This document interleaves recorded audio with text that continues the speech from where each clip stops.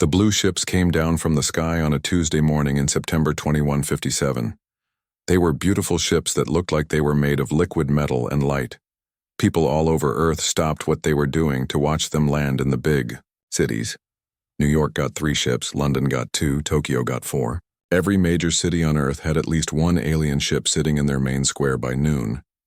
The aliens called themselves the Zelkari, and they looked almost like humans except they were taller and had blue skin.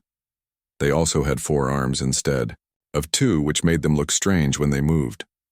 Their leader was named Ambassador Vectar, and he spoke perfect English when he talked to the people on television. He said they came in peace and wanted to be friends with humanity. He said they had traveled across the galaxy to find Earth and offer humans a place in their big group of planets called the Zelkari Confederation. Captain Jake Morrison watched the alien ambassador speak from the military base in Colorado. Jake was in charge of keeping Earth safe from space threats, but he had never expected real aliens to show up. He had trained for this day, but seeing it happen felt weird. The alien looked friendly enough when he smiled, but something about his eyes made Jake feel uncomfortable. Dr. Lisa Park stood next to Jake taking notes on her computer.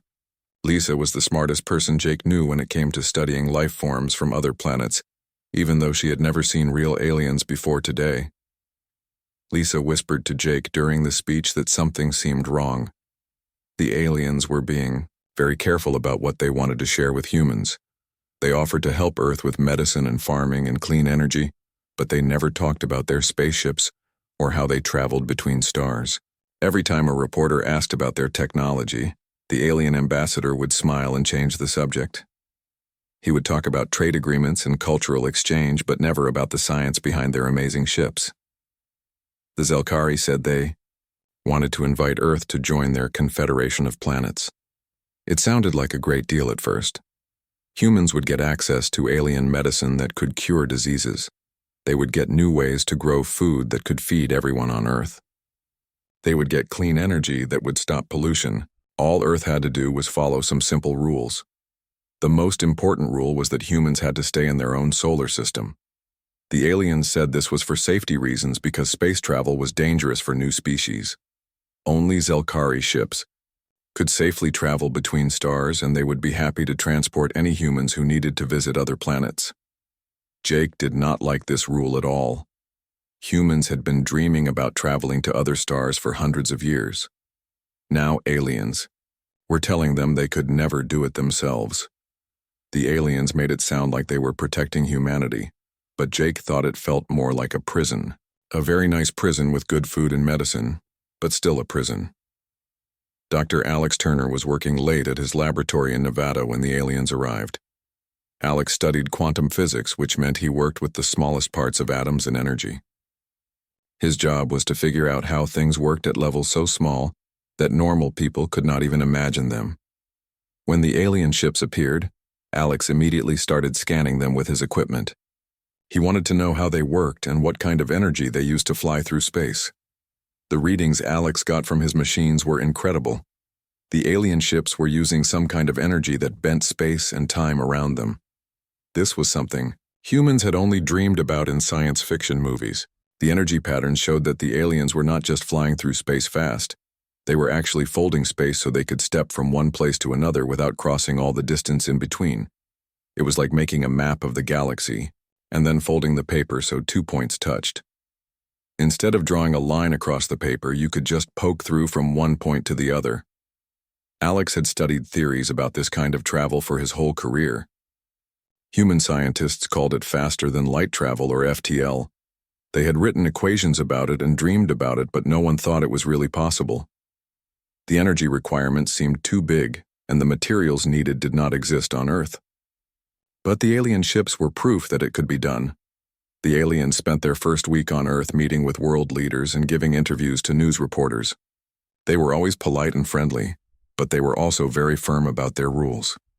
Any human who tried to study alien technology would be kicked out of the Confederation. Any country that tried to build spaceships capable of leaving the solar system would lose all access to alien medicine and food technology. The aliens made it clear that they had done this with many other planets and species. They had a system that worked well for everyone. Jake spent hours reading reports about the aliens from intelligence agencies around the world. Every report said the same thing. The aliens were hiding something important. They were too careful about their technology and too controlling about human activities. Countries that asked too many questions about alien science got less generous trade offers. Scientists who tried to scan alien ships were politely asked to stop their research. Dr.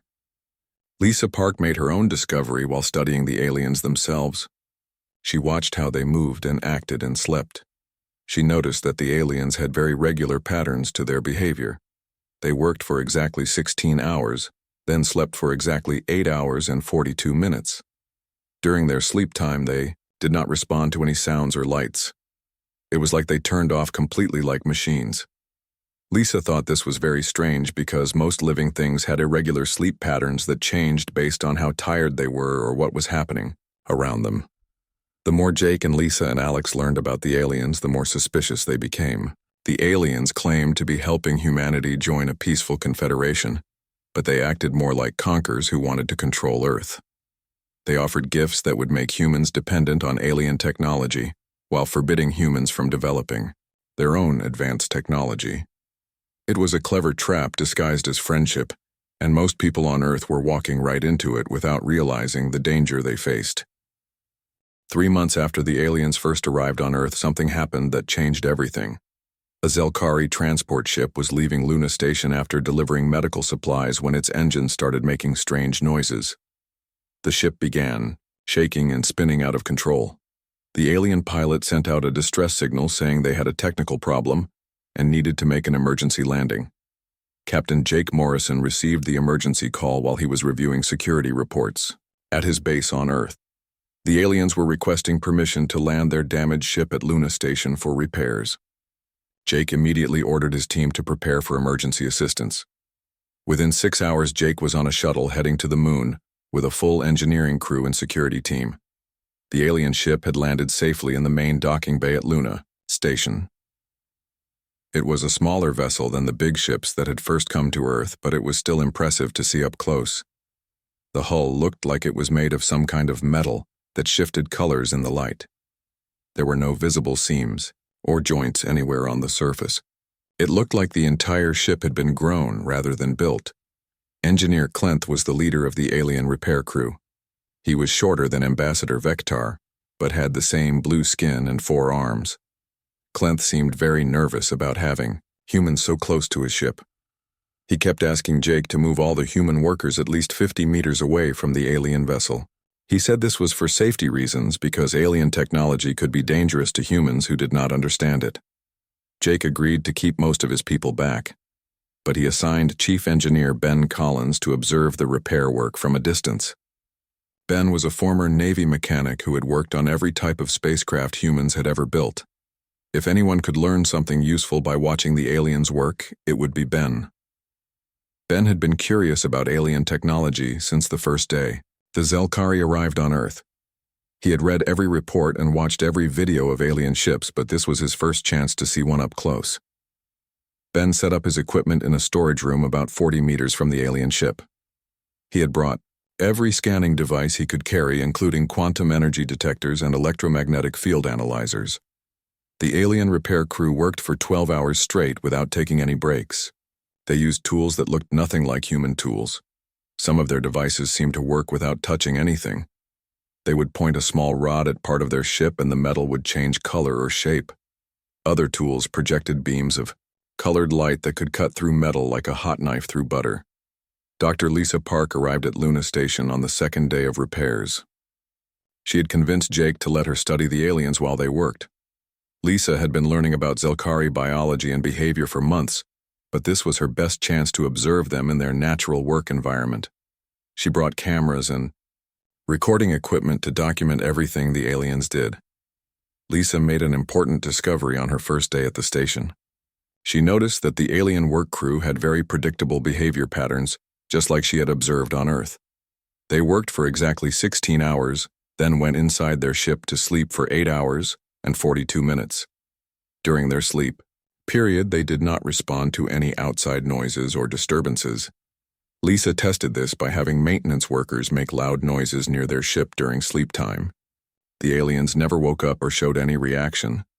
Ben realized that the alien sleep period gave him a perfect opportunity to scan their ship more closely. Lisa agreed to help him by monitoring the aliens to make sure they stayed asleep. On the third night of repairs, Ben moved his equipment much closer to the alien vessel. He was able to get detailed readings of the energy patterns inside the ship.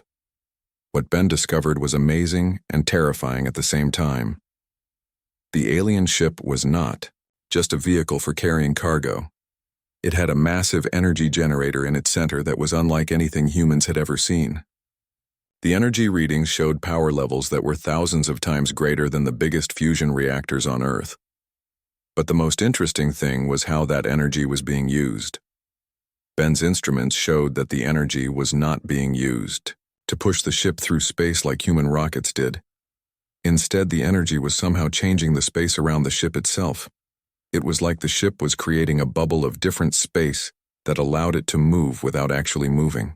Ben had read theories about this kind of propulsion in science journals, but no human scientist thought it was actually possible. Ben immediately sent his data to Dr. Alex Turner back on Earth using an encrypted communication channel. Alex had been waiting months for any real information about alien technology. When he saw Ben's energy readings, Alex knew they had discovered something incredible. The aliens were using a form of faster-than-light travel that was based on bending space and time around their ships. Alex worked for 18 hours straight analyzing the data Ben had sent him. The mathematics were complicated, but they were not impossible to understand. Human physicists had been studying similar theories for decades. The difference was that humans had never had the technology or materials needed to actually build a space-bending drive. The aliens had somehow solved all the engineering problems that had stopped human scientists. But Alex realized something else as he studied the alien energy patterns. The Zelkari had not just solved the engineering problems. They had completely over-engineered their solution. Their space drive used far more energy than necessary and was built to last for thousands of years without maintenance. It was like using a nuclear reactor to power a light bulb. It worked perfectly, but it was wasteful and unnecessarily complicated.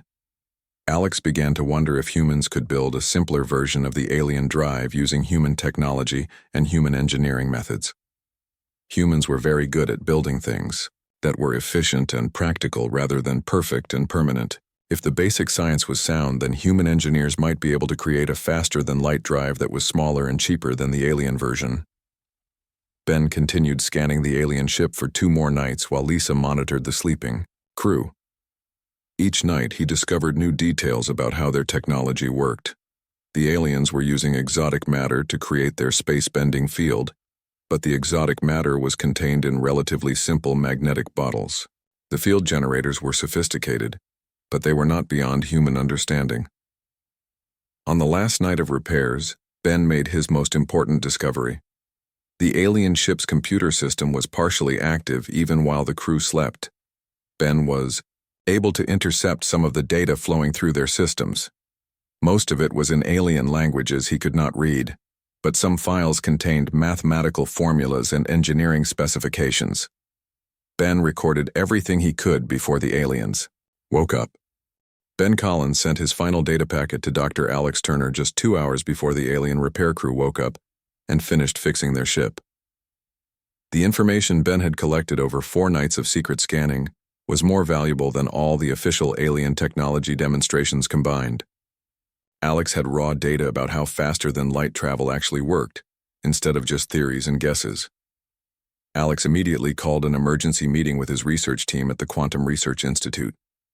He also contacted Dr. Jenny Martinez from MIT and Professor Carl Williams from Stanford University. Both scientists had been working on theoretical faster-than-light travel for years. Alex told them he had breakthrough information that could change everything, but he could not discuss it over normal communication channels because the aliens might be listening. Within 12 hours, all the scientists had gathered at a secret military facility in the Nevada desert. Captain Jake Morrison provided security for the meeting and made sure no alien surveillance could detect what they were doing. The meeting room was inside a building that blocked all electromagnetic signals from getting in or out. It was the most secure location on Earth for discussing classified scientific research. Alex showed the other scientists the energy readings and computer data that Ben had collected from the alien ship. The room went completely quiet as the scientists realized what they were looking at. Dr. Martinez was the first to speak. She said the mathematics matched theoretical work she had been doing for the past 10 years. The aliens were using controlled space-time distortion to create a bubble around their ship that allowed faster-than-light travel. Professor Williams immediately recognized some of the materials science data in the alien computer files. The exotic matter the aliens used for their space drive was not as exotic as everyone had assumed. It was a form of antimatter that was contained in magnetic fields and used to bend space around the ship. Humans had been working with antimatter for decades in their particle accelerators and fusion reactors. The technology was different, but the basic principles were the same.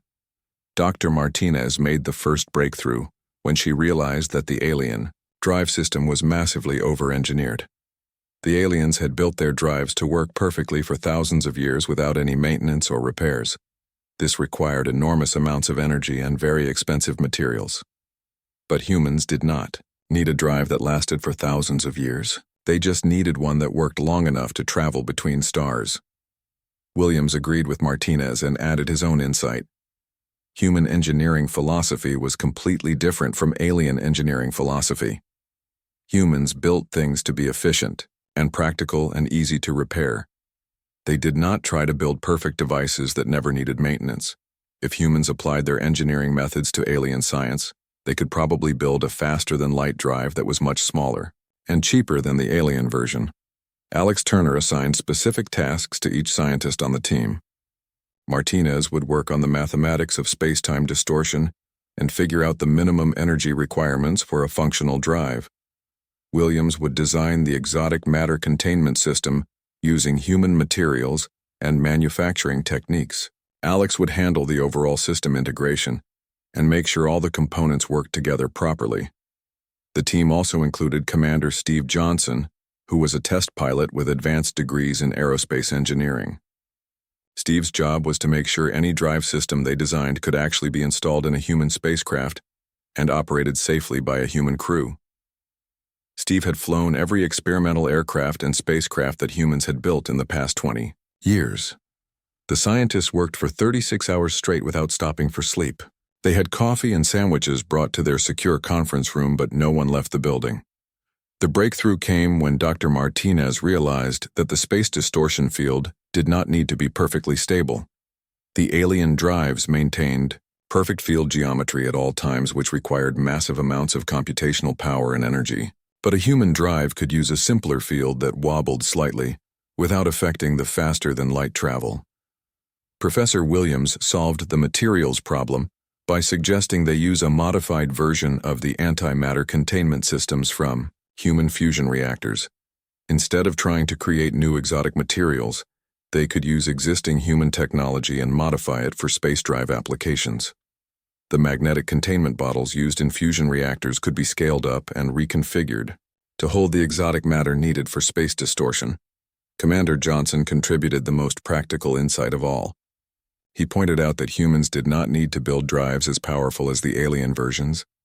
Human ships were much smaller than alien ships and did not need to carry as much cargo or as many passengers. A human faster-than-light drive could be designed specifically for human-sized spacecraft, which would make it much more efficient. The team finished their preliminary design after 48 hours of continuous work. They had created blueprints for a human faster-than-light drive that used 1/10 the energy of alien drives and could be built using materials that were readily available on Earth. The drive would not last as long as alien drives, but it would be much cheaper and easier to build and maintain. Alex immediately contacted the leaders of the secret project that Captain Morrison had organized.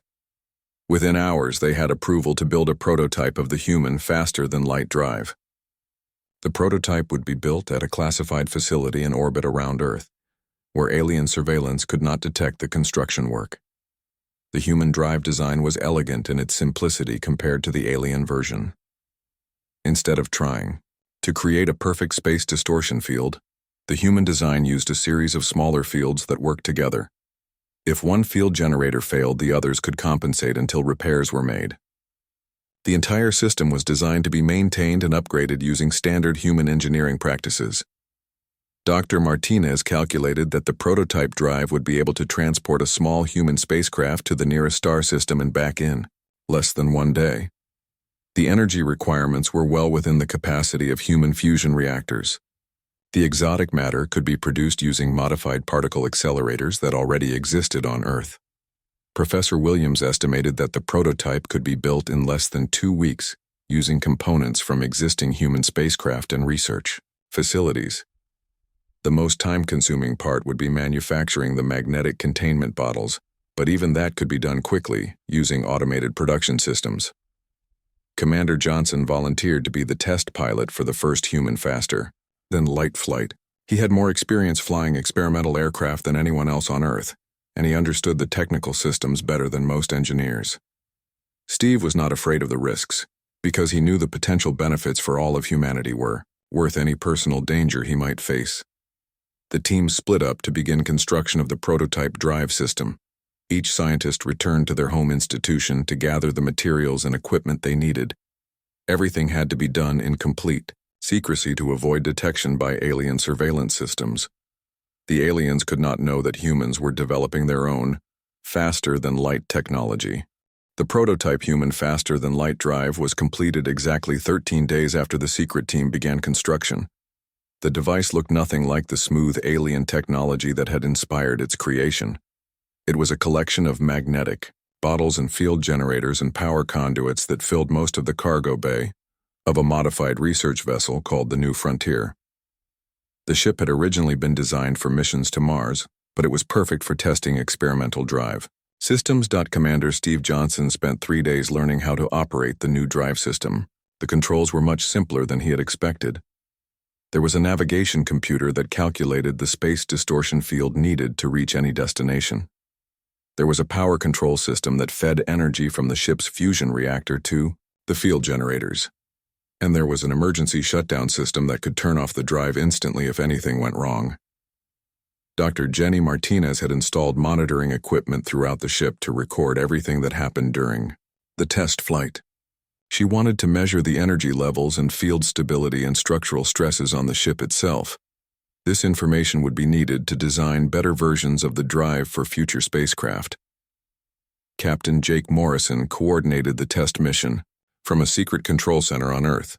He had assembled a team of the best engineers and scientists from around the world, but they all had to work under false identities to avoid alien detection.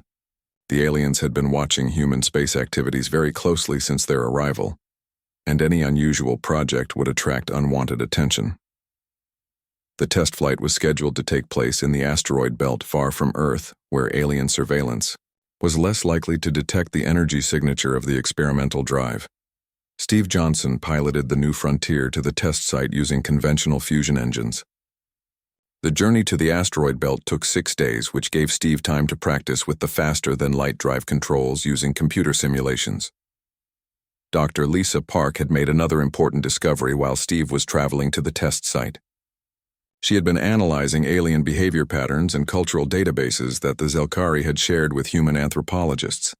Hidden in the cultural information were references to something called resource extraction protocols and containment strategies for emerging species. The aliens had not come to Earth to offer friendship and trade partnerships. They had come to turn humanity into another resource-gathering operation for their confederation. Lisa found evidence that the Zelkari had contacted dozens of other intelligent species over the past 1,000 years. In every case, the aliens had followed the same pattern. They would arrive with offers of friendship and technology sharing. They would insist that the new species follow safety rules that prevented them from developing their own interstellar travel capabilities. Then they would gradually increase their control over the species until they became completely dependent on Zelkari technology and trade. The species that tried to resist Zelkari control or develop their own advanced technology were eliminated by Zelkari military forces. The species that cooperated were allowed to survive, but they never progressed beyond the technology level the aliens considered safe. They became permanent servants of the Zelkari Confederation, providing raw materials and manufactured goods that the aliens needed. Lisa shared her discoveries with Jake Morrison just hours before the faster-than-light drive test was scheduled to begin. Jake realized that the test flight was even more important than they had thought. If humans could prove they had their own interstellar travel capability, they might be able to resist Zelkari control.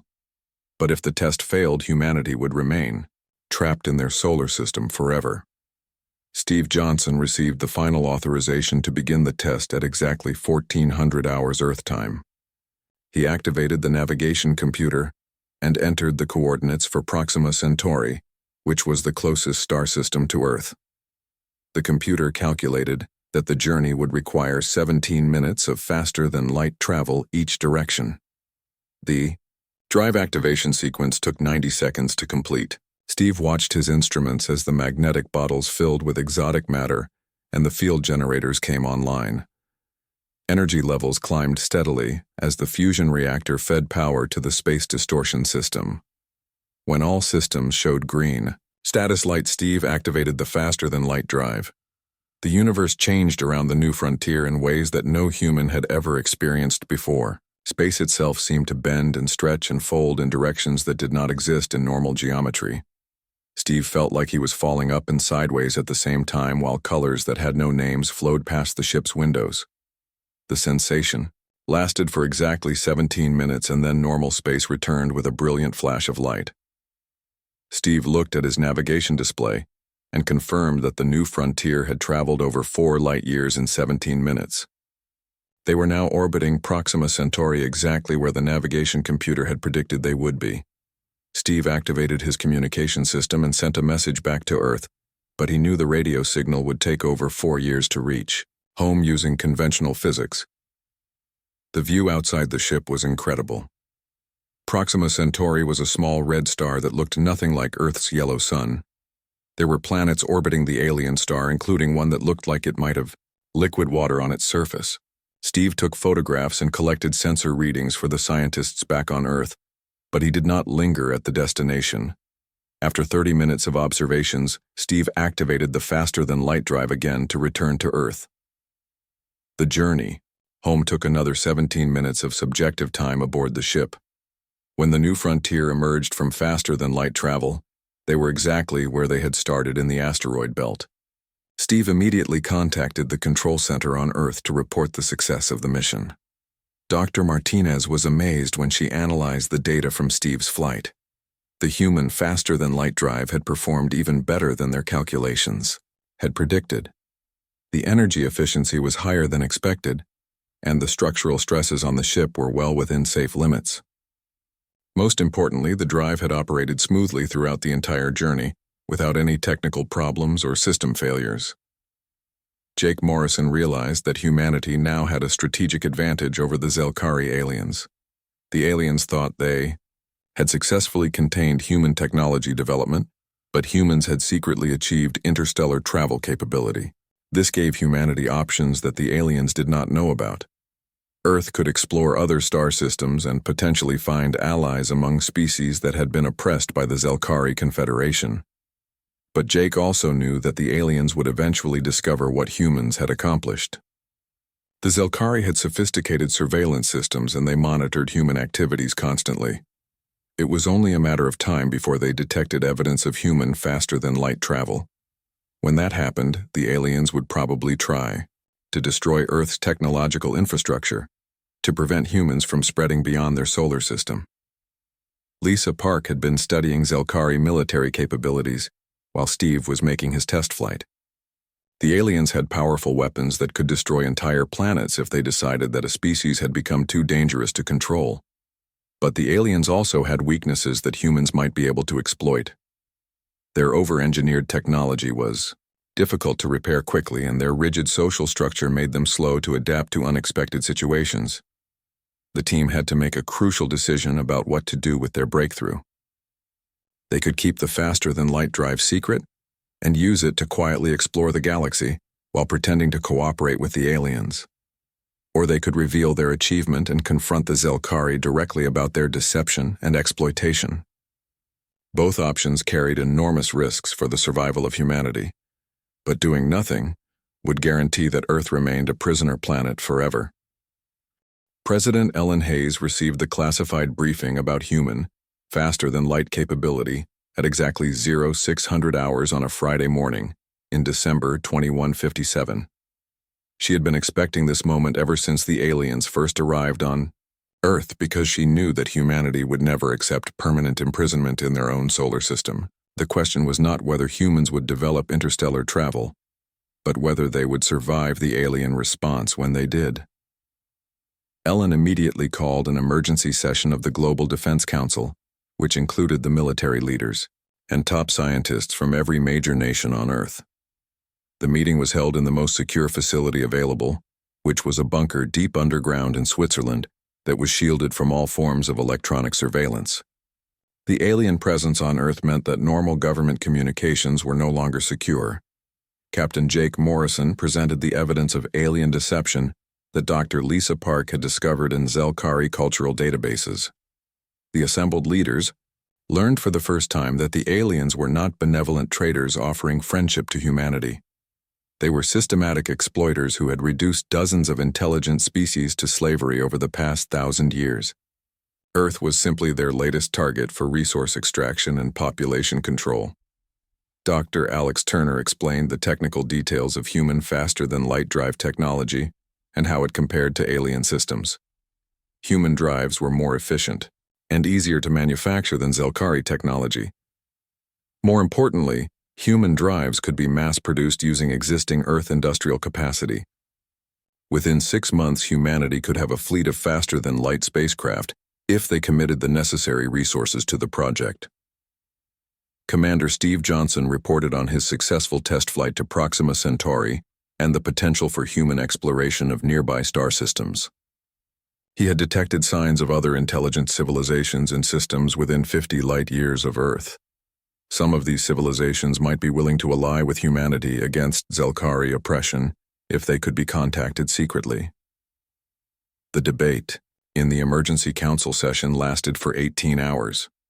Some leaders wanted to keep human faster-than-light capability secret and use it for covert intelligence gathering about alien activities. Others wanted to reveal the breakthrough immediately and demand that the aliens leave Earth. A few suggested trying to negotiate better terms with the Zelkari now that humanity had proven technological capabilities. President Hayes listened to all the arguments, but her decision was based on fundamental human values rather than tactical considerations. Humanity had always chosen freedom over security when forced to make that choice. The American Revolution had been fought against a much more powerful enemy because freedom was worth any risk. The same principle applied to Earth's relationship with the Zelkari aliens. Ellen announced that Earth would reveal human faster-than-light technology and confront the aliens about their deception, but humanity would do this from a position of strength rather than weakness. In the 6 weeks since Steve Johnson's successful test flight, human engineers had been secretly building additional faster-than-light drives at facilities around the world. Earth now had 12 spacecraft equipped with human faster-than-light capability. Jake Morrison was selected to command the human fleet that would deliver Earth's message to the Zelkari home system. The 12 ships included modified military vessels and research spacecraft that had been upgraded with human faster-than-light drives. Each ship carried a crew of volunteers who understood they might not survive the confrontation with alien forces. The human fleet departed from Earth on a Tuesday morning in January 2158. Their destination was the Zelkari home system, which was located 78 light-years from Earth. The journey took each ship approximately 6 hours of faster-than-light travel time. Jake coordinated the fleet arrival so that all 12 ships would emerge from faster-than-light travel simultaneously above 3 different Zelkari worlds. The sight of 12 human spacecraft appearing without warning in the heart of Zelkari space created panic throughout the alien confederation. No species had ever developed independent faster-than-light travel after being contacted by the Zelkari. The aliens had believed their containment strategy was foolproof because no species had the technological foundation needed to reverse engineer Zelkari space drive systems. Jake Morrison broadcast his message on all communication frequencies that the Zelkari used for interstellar coordination. His words were transmitted simultaneously to every world in the alien confederation, so that all member species would hear humanity's declaration of independence. Jake spoke clearly and calmly as he explained that Earth had developed its own faster-than-light technology and discovered evidence of Zelkari deception. Ambassador Vector responded within minutes with a mixture of disbelief and anger. He demanded to know how humans had stolen Zelkari technology and violated their sacred trust. Vector threatened to destroy Earth if humans did not immediately surrender their faster-than-light spacecraft and submit to Zelkari justice for their crimes against the Confederation. Dr. Turner's response was broadcast from the lead human ship, directly to Vector and all listening alien civilizations. Alex explained that humans had not stolen anything from the Zelkari. They had simply observed alien technology and developed their own superior version using human engineering principles. Alex challenged the aliens to compare the performance of human and Zelkari spacecraft in direct competition. The demonstration that followed changed galactic politics forever. Human ships did not just match Zelkari vessels in speed and maneuverability. They completely outperformed alien technology in every measurable category. Human faster-than-light drives were twice as efficient as Zelkari drives. Human ships could accelerate faster and turn more quickly than alien vessels.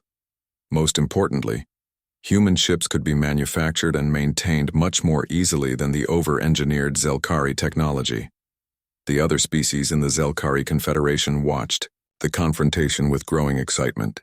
For the first time in their history, they saw evidence that the aliens were not invincible.